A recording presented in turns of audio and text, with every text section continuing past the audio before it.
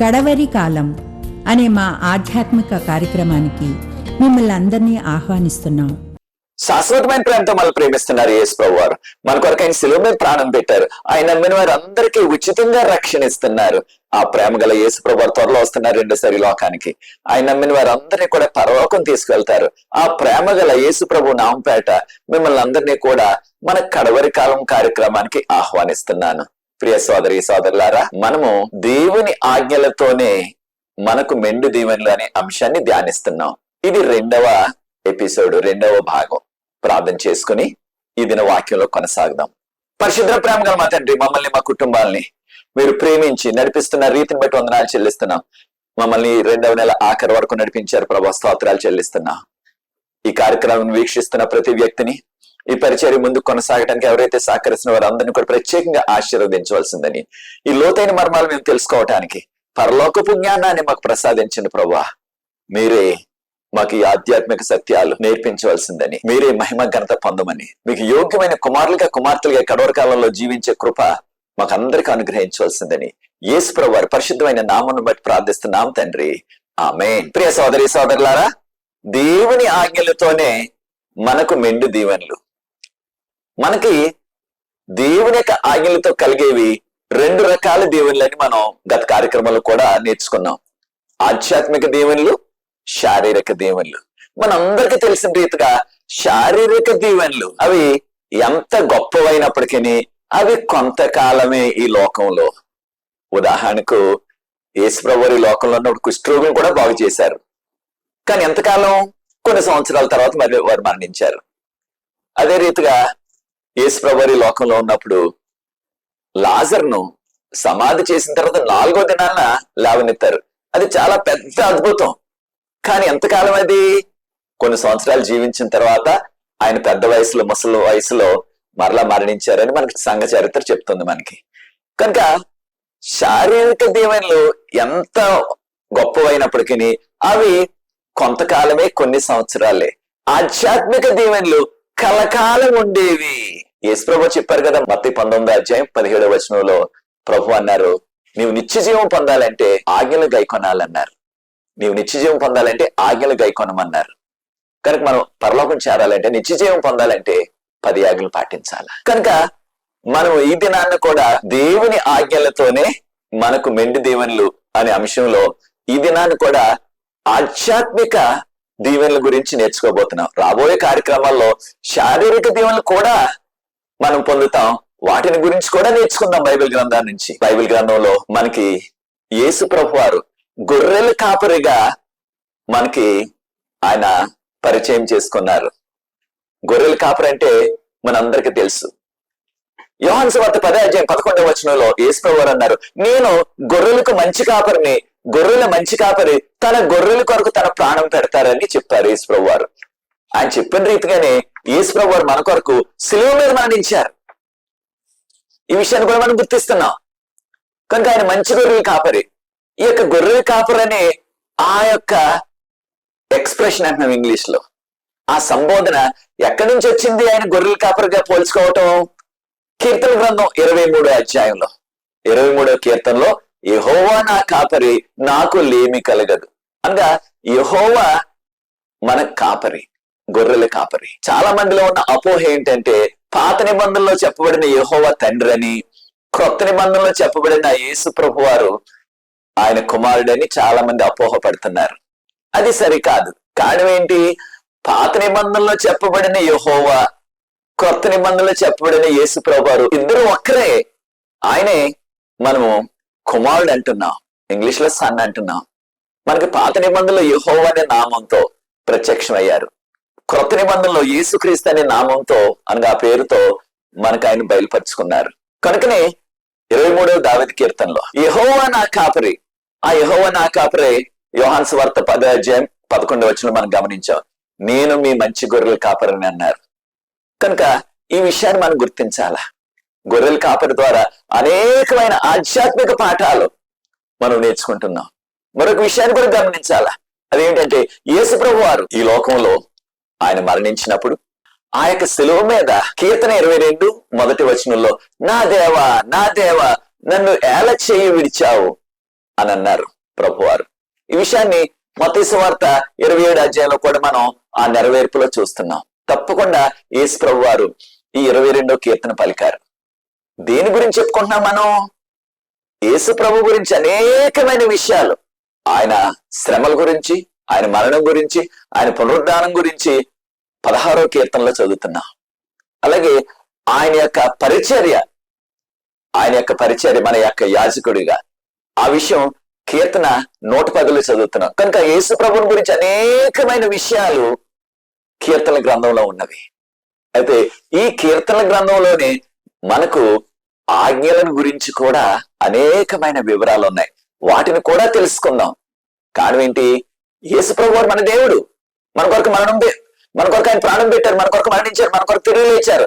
ఆయనే 10 ఆజ్ఞలు రాసిచ్చారు మనకి మోషే కాలంలో ఆయన సీనాయి పర్వతం మీద. కనుక మనం మొదటి కీర్తనలోనే మనం గమనించినట్లయితే ఈ యొక్క ధర్మశాస్త్రం అనే మాట వాడబడ్డది. ధర్మశాస్త్రం అని దేనికి వాడారు? 10 ఆజ్ఞలు వాడారు. దేవుడు తన సొంత చేతితో రాసిచ్చారు, కానీ చాలా ప్రాముఖ్యమైనది. కనుకనే మొదటి కీర్తన 2వ వచనం చూడండి. యెహోవా ధర్మశాస్త్రమందు ఆనందించుచు దివారాత్రులు దానిని ధ్యానించువాడు ధన్యుడు. ధన్యుడు అనే మాటకు ఇంగ్లీష్ లో బ్లెస్డ్ అని ఉంది.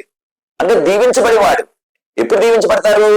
యెహోవా యొక్క ధర్మశాస్త్రం. ధర్మశాస్త్రం అంటే దేవుడు రాసిచ్చిన 10 ఆజ్ఞలు. దానినే దేవుని యొక్క ధర్మశాస్త్రం. 10 ఆజ్ఞలు, దేవుని యొక్క వాక్యం అంతా కూడా. దివారాత్రులు ధ్యానించేవారు ధన్యులు. దేవుని యొక్క ఆజ్ఞలు పాటిస్తూ వాటిని ధ్యానించేవారు ఎలా ఉంటారంటే, వారిని ఫలవృక్షంతో, ఎప్పుడు కూడా ఫలాలు ఇచ్చే వృక్షంతో పోల్చారు. మొదటి కీర్తన 3వ వచనంలో గమనించినట్లయితే, అట్టి వాడు నీటి ఓర నాటబడినదై, అంటే నీటి ప్రక్కనే ఉన్న ఒక చెట్టు ఉన్నట్లయితే అది ఎప్పుడు కూడా పచ్చగా ఉంటది. కానీ దానికి నీరు సమృద్ధిగా ఉంటుంది కనుక, నీరు దాని సంవత్సరం అంతా కూడా అందుబాటులో ఉంటుంది కనుక ఎప్పుడు పచ్చగానే ఉంటుంది. దాంతో పాటు తన కాలమందు ఫలమిచ్చే చెట్టు, అనగా ఒట్టి పచ్చగా ఉండే చెట్టే కాదు, అనేకమైన చెట్లు పచ్చగానే ఉంటాయి. వాటి వల్ల ఉపయోగం లేదు. కారణం అవి ఫలాలు ఇచ్చే చెట్టు కాదు. అయితే దేవుని యొక్క ఆజ్ఞలు పాటించి, దేవుని యొక్క ధర్మశాస్త్ర దివారాత్రులు ధ్యానించేవారు ఫలించే చెట్టులాగా పచ్చగా ఎప్పుడు కూడా వర్ధిల్తారని చెప్పబడ్డది. కనుక చూచారా, దేవుని యొక్క ఆజ్ఞలు పాటించినట్లయితే ఆధ్యాత్మికంగా, శారీరకంగా కూడా మనము ఫలిస్తాము, విస్తరిస్తాము. అయితే సాతాను ఎప్పుడు కూడా దేవుని ఆజ్ఞలు పాటించేవారంటే సాతానికి చాలా కోపం. కనుక సాతాను ఏం చేస్తున్నాడు? ఏదో రీతిగా శోధనలు తెస్తున్నాడు. వారిని ఇరుకులు పెట్టాలని, వారిని ఇబ్బందులు పెట్టాలని. మనందరూ తెలిసిన రీతిగా ఎంతో యథార్థవంతుడిగా ఉన్న యోబును కూడా అనేకమైన శోధనలు తెచ్చి కష్టాలు పెట్టేశాడు. మనందరికి తెలిసి యోబు గ్రంథంలో సాతాను తెచ్చిన కష్టాలన్నీ కూడా. అయితే ఆయన విశ్వాసంతో అవన్నీ కూడా తట్టుకున్నారు. మొదటి కొరింథీయులకు రాసిన పత్రిక 10వ అధ్యాయం 13వ వచనం గమనించినట్లయితే, దేవుడు మనుషులకు వచ్చే ఆ శోధనలు తప్ప ఏది కూడా మనకి రానివ్వరు. మనుషులకు వచ్చే శోధనలు అయితే మనము తట్టుకోలేని శోధనలు ఆయన రప్పించరు మనకి. అయితే శోధన రప్పించేవాడు దేవుడు కాదు, శోధన రప్పించేవాడు సాతాను. అయితే దేవుడు అనుమతిస్తారు. యోబు జీవితంలో కూడా అదే జరిగింది. శోధించిన వాడు సాతాను. అయితే దేవుడు అనుమతి ఇచ్చారు కనుక ఆ యొక్క సాతాను శోధించగలిగాడు. మనకు కూడా మన యొక్క విశ్వాసాన్ని బలపరచడానికి, అనేక మందికి మనం గొప్ప సాక్ష్యంగా ఉంటానికి తరతరాలు కూడా ఆయన మనకు కూడా కొన్ని సందర్భాల్లో అటువంటి శోధనను అనుమతిస్తారు. అయితే అది అనారోగ్యం అవ్వచ్చు, ఒక యాక్సిడెంట్ అవ్వచ్చు, ఏదో రీతిగా మనకి ఒక కీడు కలగవచ్చు. అటువంటి శోధనలో కూడా, అటువంటి కీడులో కూడా ప్రభు ఏమంటున్నారో చూడండి. మొదటి కొరింథీయులకు రాసిన పత్రిక 10వ అధ్యాయం 13వ వచనంలో, దాని నుంచి తప్పించుకుని, ఆ శోధన నుంచి, ఆ బాధల నుంచి, ఇబ్బందుల నుంచి, ఆ ఇరుకుల నుంచి తప్పించుకునే మార్గాన్ని కూడా ప్రభు ఇస్తానంటారు. దేవుని స్తోత్రం. చూచారా దేవుడు ఎంత ప్రేమ గలవాడు, కృప గలవాడు. కనుక దేవుడు మనకి ఎల్లప్పుడూ కూడా సహాయం చేయడానికి సిద్ధంగా ఉన్నారు. ఈ విషయాన్ని మనం గుర్తించాలా. అయితే మనకి కీర్తన 119 అన్నిటికంటే పెద్ద కీర్తన. బైబిల్ గ్రంథం అంతట్లో కూడా ఎక్కువగా వచనాలు ఉన్న పెద్ద అధ్యాయం అది. కీర్తన 119 మొదటి నుంచి కొన్ని వచనాలు మనం ధ్యానించినట్లయితే గమనించండి. కీర్తన 119 అనగా 119 1వ వచనంలో మనం గమనించినట్లయితే, ఎవరైతే దేవుని యొక్క ధర్మశాస్త్రమును, అనగా దేవుని యొక్క ధర్మశాస్త్రం అంటే 10 ఆజ్ఞలు అనమాట, ధర్మశాస్త్రాన్ని వారు పాటించుచు నిర్దోషులుగా జీవిస్తారో, అనగా ధర్మశాస్త్రాన్ని అనగా దేవుని యొక్క ఆజ్ఞలు మనం పాటించినట్లయితే, వాటిని అనుసరించినట్లయితే మనము నిర్దోషమైన జీవితాన్ని జీవించగలం. అనగా పాపరహితము, పాపము లేని జీవితం జీవించగలం అన్నమాట. కనుక ఈ యొక్క దేవుని యొక్క ధర్మశాస్త్రంలో 10 ఆజ్ఞలు ఎంతగా మనకు ఉపయోగపడుతున్నాయో చూడండి. పాపంలో పడకుండా మనకు సహాయపడుతున్నాయి. కీర్తన 119:2 గమనించినట్లయితే ఆయన శాసనములను, ఇంగ్లీష్ లో టెస్టిమోనీస్ అన్నారు. శాసనాలంటే ఆజ్ఞలే కదా. ఆయన శాసనములను గైకొనుచు పూర్ణ హృదయంతో ఆయనను వెదకినట్లయితే వారు ధన్యులు. ధన్యులంటే మరలా దీవించబడ్డవారు. ఆయన శాసనాలు మనం అనగా ఆయన ఆజ్ఞలు మనం పాటిస్తూ పూర్ణ హృదయంతో ఆయన వెతకాల. అప్పుడు మనకి దీవెనలు కలుగుతాయి. అయితే 4వ వచనాన్ని కూడా గమనించండి. కీర్తన 119లో 10 ఆజ్ఞల ద్వారా మనకు కలిగే ఆ యొక్క దీవెనలు, ఆ లబ్ధి దాని కొరకు చెప్పబడ్డది. 4వ వచనాన్ని గమనించండి. అనగా నీవు నీ ఆజ్ఞలు జాగ్రత్తగా గైకొనాలని దేవుడు మనకు శాసించారు. అయితే అలాగే దేవుని యొక్క ఆజ్ఞలు జాగ్రత్తగా మనం అనుసరించినట్లయితే మనకు కలిగే లబ్ధి ఏమిటి, మనకు కలిగే ఆ యొక్క లాభం ఏంటి? ఎప్పుడు కూడా మానవులకి ఇదే చూస్తున్నాం. మనకి ఏ లాభం కలుగుతుంది ఇది చేసినట్లయితే? మనకి ఏ లాభం కలుగుతుంది అంటే 6వ వచనం గమనించండి. కీర్తన 119:6వ వచనం. దానిలో నేను అవమానము పొందను. నీ ఆజ్ఞలను ఎవరైతే గౌరవిస్తారో, ఆజ్ఞలు ఎవరైతే కాపాడతారో, నీ ఆజ్ఞలను లక్ష్యం ఉంచినచో నేను అవమానము పొందను. దేవుని యొక్క ఆజ్ఞలు లక్ష్యం ఉంచడం అంటే వాటిని మనం పాటించినట్లయితే, వాటిని గుర్తించినట్లయితే, వాటిని అనుసరించినట్లయితే మనకి అవమానము రాదు. అవమానం అంటే సమాజంలో సిగ్గుపడవలసిన పని లేదు, సమాజంలో తల వంచుకుని నడవలసిన పని లేదు. సమాజంలో సంతోషంగా మనం జీవించగలం. దేనివల్ల మనందరికీ తెలుసు. ఉదాహరణకు ఎవరైనా నరహత్య చేశారనుకోండి, ఆదిలో కయ్యోను తన సొంత తమ్ముడిని చంపేశాడు. మనకున్న గణాంకాలు ఏంటంటే ప్రతిరోజు కూడా నిమిషానికి ఒక మర్డర్ జరుగుతుందంట. నిమిషానికి ఒక మర్డర్ అంటే గంటకి 60 మర్డర్లు ఎక్కడో ప్రపంచం అంతట్లో కూడా. అంటే చూడండి, కొన్ని వేల మర్డర్లు జరిగిపోతున్నాయి రోజు కూడా. అయితే ఆ యొక్క నరహత్య చేసిన వారు ఎవరైనా సరే వారి యొక్క పరిస్థితి ఎలా ఉంటది అని చూసినట్లయితే, ఆ యొక్క సమాజంలో, ఆ ఊర్లో, ఆ గ్రామంలో, లేకపోతే ఆ వీధిలో ఎవరు కూడా ఆ వ్యక్తితో స్నేహం చేయడానికి ముందుకు రాగలరా? వారికి భయం వేస్తుంది. ఈ వ్యక్తి హంతకుడు, నన్ను కూడా ఒకవేళ ఏదో నాకు కూడా హాని చేస్తాడేమో, నన్ను కూడా చంపేస్తాడేమో అని ఎవరు కూడా ముందుకు వెళ్ళరు స్నేహం చేయటానికి. ఇంకా కాస్త మనం ఆలోచించినట్లయితే ఆ వ్యక్తితో కానీ, లేకపోతే ఆ వ్యక్తి యొక్క అన్నదమ్ములు, అక్క చెల్లెలతో కానీ ఎవరైనా వివాహం చేసుకోవటానికి కూడా భయపడతారు. కారణం వారికి చాలా అవమానం వచ్చేసింది ఆ కుటుంబాన్ని అంతటి కూడా. ఫలానా వ్యక్తి, ఫలానా కుటుంబ సభ్యుడు హత్య చేసేసాడు, దాని తర్వాత మళ్ళీ శిక్ష ఉంటది, పోలీస్ కేసు ఉంటది, ఇవన్నీ కూడా జరుగుతాయి. దాంతోపాటు ఎంతో అవమానం సమాజంలో. దీనివల్ల దేవుడు చెప్పిన ఆజ్ఞ, 6వ ఆజ్ఞ, నరహత్య చేయకూడదు అన్నదాన్ని మీరారు. కనుక దేవుని యొక్క ఆజ్ఞలు మనం గౌరవించినట్లయితే మనకు అవమానం రాదు. అదే రీతిగా యేసుప్రభువు వారి లోకంలో జీవించినప్పుడు వ్యభిచారంలో పట్టుబడిన స్త్రీని తీసుకొచ్చారు. యోహాను సువార్త 8వ అధ్యాయంలో రాళ్ళతో కొట్టి చంపేయడానికి తీసుకొచ్చారు.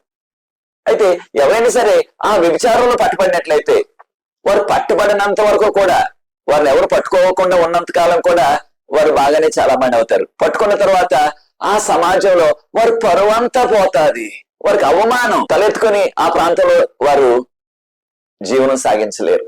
తర్వాత కుటుంబానికి కూడా ఎంతో అవమానం. ఆ కుటుంబ సభ్యులకు కూడా ఎవరు కూడా వారితో స్నేహం చేయటానికి, వారితో మాట్లాడటానికి వారు ముందుకు రారు. ఆ కుటుంబ సభ్యులతో ఎవరైనా సరే వివాహం చేసుకోవటానికి కూడా ముందుకు రారు. కారణం ఏంటి? ఆ కుటుంబం ఎంతో అవమానం పాలైపోయింది.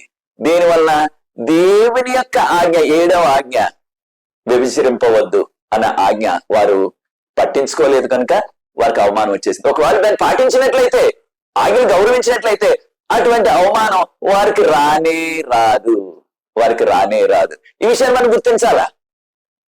అయితే మరొక విషయాన్ని కూడా మనం తెలుసుకోవాలా. అదేంటంటే యేసు ప్రభువుని సిలువేసినప్పుడు ఆయనతో పాటు కుడి ప్రక్కన ఎడం ప్రక్కన కూడా 2 దొంగల్ని సిలువేశారని మనకి వాక్యం చెప్తుంది.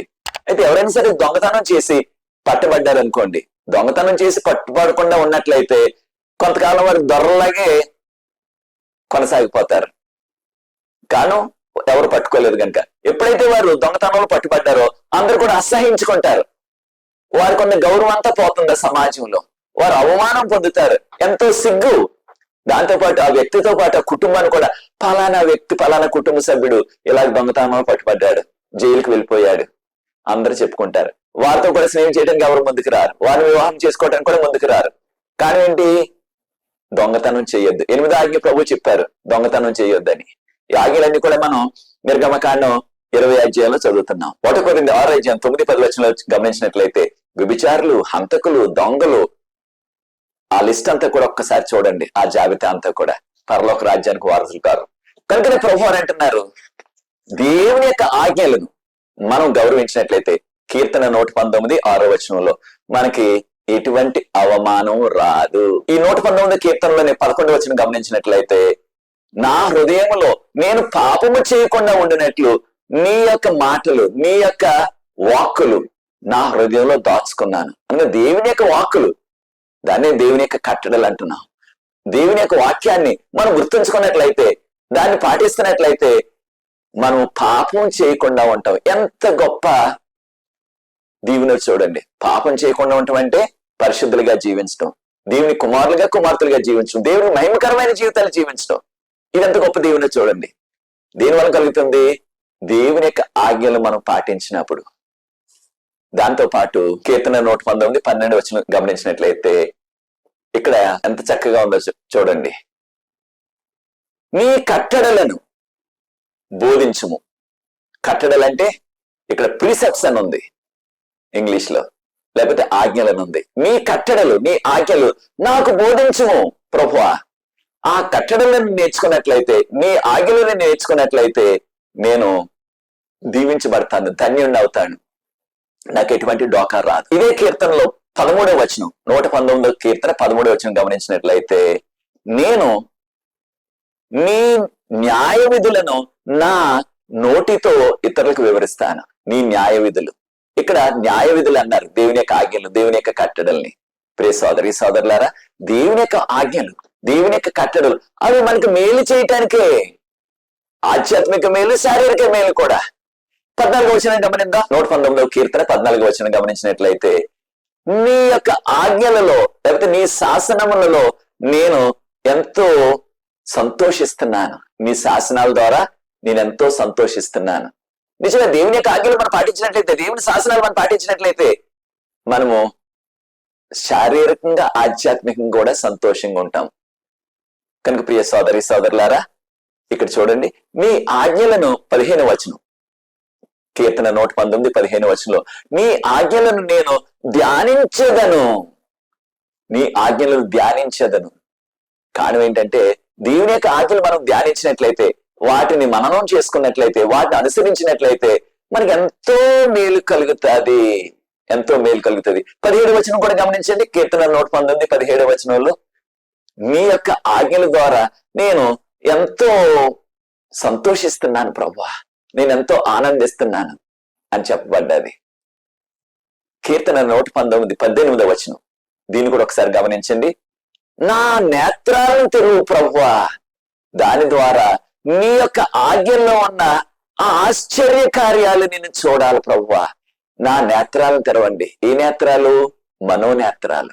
నా నేత్రాలను తెరవండి.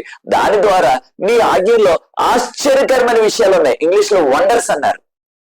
అంటే దేవుని యొక్క ఆజ్ఞల్లో అద్భుతమైన విషయాలు ఉన్నాయి, గంభీరమైన విషయాలు ఉన్నాయి, ఆశ్చర్యకరమైన విషయాలు ఉన్నాయి. ఆ యొక్క విషయాలన్నిటిని కూడా మనము గ్రహించేలాగా నా నేత్రాలను తెరువు ప్రభు అని ప్రార్థిస్తున్నారు దావీదు మహారాజు గారు. మనకు కూడా అదే కావాలా? అయితే మరొక విషయాన్ని కూడా గమనించండి. కీర్తన 119 99వ వచనంలో మనందరికీ కూడా తెలుసు, సాధారణంగా ఎవరైనా సరే ఉపాధ్యాయులు ఉన్నట్లయితే ఉపాధ్యాయులు వారు బోధిస్తా ఉంటారు. ఆ యొక్క విద్యార్థులకి ఆ జ్ఞానాన్ని వారు అందిస్తా ఉంటారు. అయితే ఉపాధ్యాయునికి ఎక్కువ జ్ఞానం ఉన్నదా, విద్యార్థికి ఎక్కువ జ్ఞానం ఉన్నదంటే ఖచ్చితంగా ఉపాధ్యాయునికి ఎక్కువ జ్ఞానం ఉంది. ఎందుకంటే ఆయన ఎక్కువ చదువుకున్నారు కనుక. విద్యార్థులు ఇంకా చదువుకుంటున్నారు, రాబోయే రోజుల్లో నేర్చుకుంటారు, ఇప్పుడు కూడా కొన్ని నేర్చుకుంటున్నారు. కానీ ఇక్కడ చూడండి, కీర్తన 119 99వ వచనం, నీ శాసనములను ధ్యానించటం వలన నా బోధకుల కంటే, నాకు చెప్పుతున్న ఉపాధ్యాయుల కంటే నాకు విశేషమైన జ్ఞానము కలిగింది. విశేషం అంటే ఎక్కువ జ్ఞానం వచ్చేసింది అనమాట. ఇది ఆయనకు బోధిస్తున్న ఆ ఉపాధ్యాయుల కంటే కూడా ఎక్కువ జ్ఞానం వచ్చేసింది. దేనివల్ల? దేవుని యొక్క శాసనాలు, దేవుని యొక్క ఆజ్ఞలను పాటిస్తున్నాడు కనుక ఈ వ్యక్తి నాకు ఎక్కువ జ్ఞానం వచ్చేసింది అంటున్నారు. చూచారా ప్రియ సోదరి సోదరులు, ఎంత గొప్ప ఆధ్యాత్మిక దీవెన ఇది. మనకు కూడా అంత ఎక్కువైన జ్ఞానం కావాలంటే, ఆధ్యాత్మిక జ్ఞానం, శారీరక జ్ఞానం కూడా, దేవుని యొక్క ఆజ్ఞలను మనం అనుసరించినట్లయితే, దేవుని యొక్క శాసనాలు పాటించినట్లయితే అంత విలువైన జ్ఞానము, అంత విలువ గల జ్ఞానం కూడా మనకి ప్రాప్తిస్తుంది. కీర్తన 119 100వ వచనం, 100వ వచనం, 100 వర్స్ అన్నమాట. నీ ఉపదేశములను నేను లక్ష్యముంచాను కనుక నాకు వృద్ధుల కంటే కూడా, అంటే వయసులో పెద్దవారు, వారి కంటే కూడా నాకు ఎక్కువ జ్ఞానం కలిగింది. ఎక్కువ జ్ఞానం కలిగింది.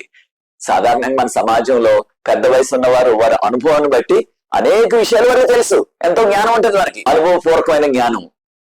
మనం సబ్జెక్ట్ నాలెడ్జ్ అంటలేదు, కానీ వారికి అనుభవపూర్వకమైన జ్ఞానం చాలా ఉంటది. అయితే వారి జ్ఞానం కంటే కూడా నాకు అధికంగా జ్ఞానం ఉంది. దేనివల్ల? నీ యొక్క ఆజ్ఞలు, నీ శాసనాలు నేను పాటించాను గనక. నీ ఉపదేశాలు అని చెప్పబడ్డది ఇక్కడ, అంటే ఇన్స్ట్రక్షన్స్, లేకపోతే ఇక్కడ చెప్పబడ్డది కమాండ్మెంట్స్, దేవుని యొక్క ఉపదేశాలు. కనుక ప్రియ సోదరి సోదరులారా, దేవుని యొక్క ఆజ్ఞలు ఎంత గంభీరమైనవో, ఎంత విలువైనవో మనం ఒకసారి గమనించాల. మరొక వచనాన్ని కూడా గమనిద్దాం. కీర్తన 119 165, 165వ వచనం, 165వ వచనం. నీ యొక్క ధర్మశాస్త్రమును ప్రేమించు వారికి, దేవుని యొక్క ధర్మశాస్త్రాన్ని ప్రేమించే వారికి ఎంతో నెమ్మది కలుగుతుంది. దేవుని శాసనాలు లేదా ధర్మశాస్త్రం అంటే 10 ఆజ్ఞలు చెప్పుకున్నాం కదా మనం. వారికి ఎంతో నెమ్మది, ఇంగ్లీష్ లో గ్రేట్ పీస్ అన్నారు, అంటే శాంతి సమాధానాలు కలుగుతాయి అన్నమాట. మనం అందరూ కూడా కోరుకుంటున్నాం శాంతి సమాధానాలు కావాలి మన జీవితాల్లో, మన కుటుంబాల్లో. అయితే ఆ శాంతి సమాధానాలు డబ్బుతో రావు అవి. అయితే ఎలా వస్తాయి? దేవుని యొక్క ఆజ్ఞలను ప్రేమించాలా, దేవుని యొక్క ధర్మశాస్త్రాన్ని ప్రేమించాలా. అటు వారికి ఏమి జరుగుతుంది? వారు తూలి తొట్టిల్లరు, తూలిపోరు, తొట్టిల్లిపోరు. అంటే దేవుని యొక్క మార్గం నుంచి, దేవుని యొక్క సత్యం నుంచి, ఆ రక్షణ మార్గం నుంచి వారు తొట్టిల్లవలసిన, తొలగిపోవలసిన కారణం ఇంకేది కూడా లేదనమాట. దేవుని యొక్క ఆజ్ఞలు మనం ప్రేమించి వాటిని అనుసరించినట్లయితే. చూచారా ప్రియ దేవుని బిడ్డలారా, ఎంతటి గొప్ప ఆధ్యాత్మిక దీవెన మనకు వచ్చేస్తుందో. దేవుని యొక్క ఆజ్ఞలు మనం ప్రేమించి వాటిని పాటించినట్లయితే మనం ఎటు కూడా తొట్టిల్లకుండా అంత నెమ్మది పొందుతాం, అంత శాంతి సమాధానం మన జీవితంలో పొందుతాం. కీర్తన 119 77వ వచనం మనం గమనించినట్లయితే, నీ యొక్క ధర్మశాస్త్రము నాకు సంతోషం కలిగి చేస్తుంది. ప్రియ సోదరి సోదరులారా, చాలా సార్లు 10 ఆజ్ఞలు అంటే అవి మనకు కాదు, అది ఎవరికో ఇశ్రాయేలీలకి, అది యూదులకి, పాత నిబంధన కాలంలో వారికి, మనకు కాదు అని చాలా మంది అనుకుంటున్నారు. కానీ ఈ కడవరి కాల చివరి దినాల్లో కూడా మనకి సంతోషం కావాలంటే, మనకు సమాధానం కావాలంటే తప్పకుండా దేవుని యొక్క ఆజ్ఞలను మనం అనుసరించాలా, వాటిని ప్రేమించాలా. ఇది 77వ వచనం. ఇదే విషయాన్ని కీర్తన 119 174లో కూడా చెప్పబడ్డది. 174 వచనం కూడా నీ ధర్మశాస్త్రం నాకు సంతోషాన్ని కలిగి చేస్తుంది ప్రభువా అంటున్నారు. కనుక ప్రియ సోదరి సోదరులారా, ఈ యొక్క ధర్మశాస్త్రం ద్వారా మనం దేవుని యొక్క దీవెనలు మెండుగా పొందుతాం. ధర్మశాస్త్రాన్ని అనుసరించడం వలన, ధర్మశాస్త్రాన్ని పాటించడం వలన, ధర్మశాస్త్రాన్ని మనము చదువుతూ దాన్ని పాటిస్తూ, దేవుడు మనకి ఇచ్చిన 10 ఆజ్ఞలు కదా. ఆయన 10,000 ఇవ్వలేదు, 10 లక్షలు ఇవ్వలేదు, 10 కోట్లు ఇవ్వలేదు, 10 ఆజ్ఞలు. వాటిని మనం గైకొన్నట్లయితే మనం దేవుని యొక్క రక్షణ మార్గంలోంచి తొలగిపోము, దేవుని యొక్క నిత్య జీవంలోంచి తొలగిపోము, దేవునిలో ఉంటాం మనం.